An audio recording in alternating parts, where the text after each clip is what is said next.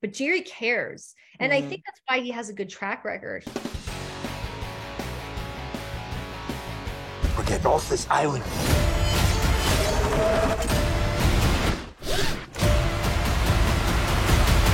Daniela, how are you? Hi, I'm good, Lupe. How are you? I'm good, thank you. Well, congratulations on your new film. Thank you. Not a bad cast.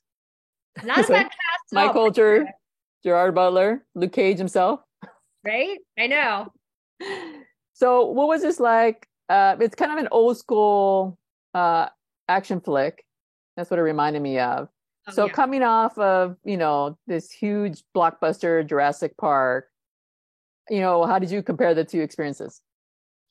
This was so different because even though, between Bebop and Jurassic World and other things that I've done, yes, I've done action, but nothing quite as grounded in this world. I've never done anything that really felt like a 90s throwback. So that was a first. And also, this character was very much a standalone compared to other parts that I've done. It was a really grounded performance. To me, it was just a straight up drama. So I wasn't playing kind of my typical part that I get cast as. This is just like a regular woman.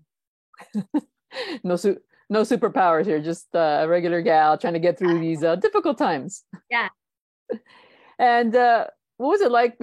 Gerard Butler is a producer on his films, and you're shopping around some projects, right?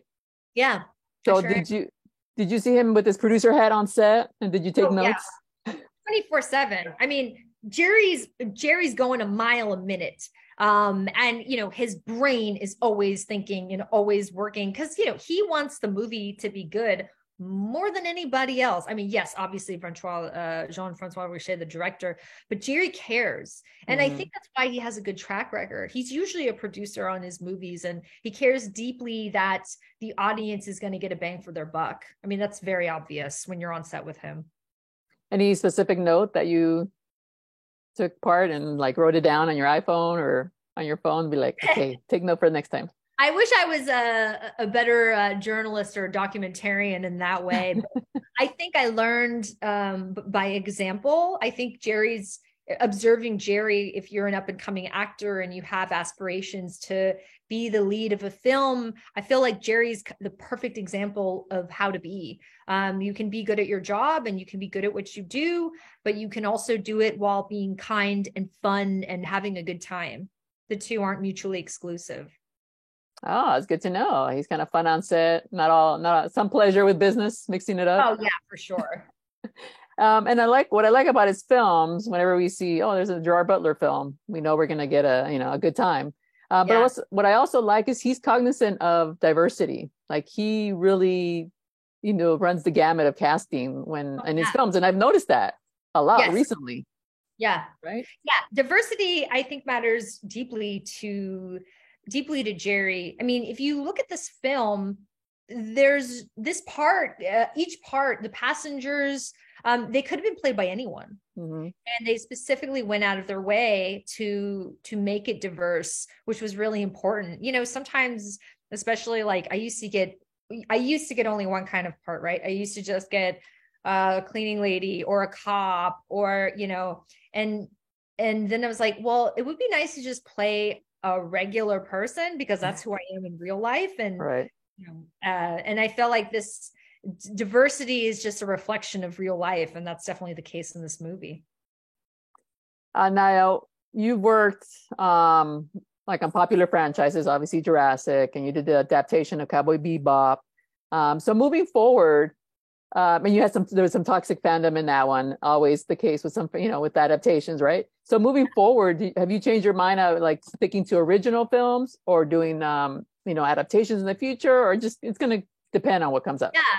Yeah, that's a good question. I feel as though I learned a lot, right? So anytime you do a coveted sort of beloved IP, nowadays you kind of always run the risk of experiencing certainly a part of what I experienced doing Bebop, but no, I mean, I don't think it'll stop me.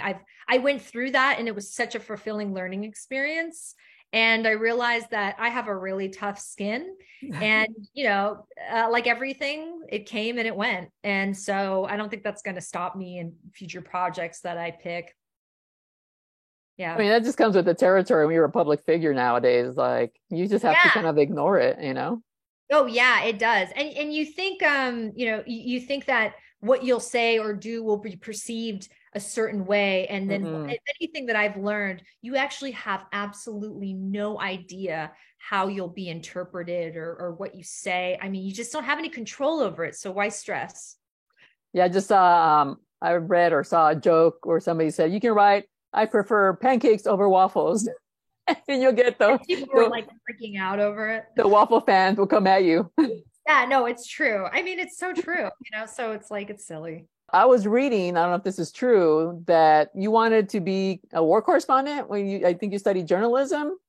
Yeah, Right? I got a journalism degree. I was interested in being a war correspondent because I have a lot of military in my family and Army intel, and my uncle John, he's since left us, but he was a pretty high-ranking Army intel in Iraq, and he told me, I was studying journalism, and he said, if you ever did want to become a war correspondent, I could help you embed with soldiers.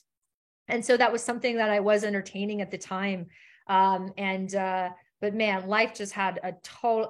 If you told me I was going to be an actress, I would have laughed in your face. Like, there's just no way that that's happening, and yet here we are. Right.